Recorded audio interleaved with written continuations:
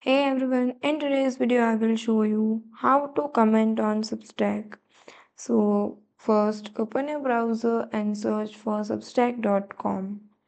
Now browser through your post or notes and click on the one you want to engage with. Scroll down until you find the comment section. As you can see here, this is a post and this is all the description. Find the comment section below the post. There is where all the interactions happen.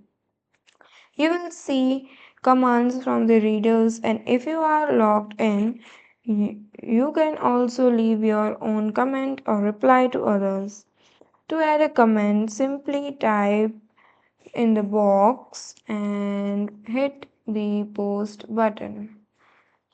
And you can also like others comment like this, or you can reply others comment by click on the reply button and here write your message and just click on the reply button.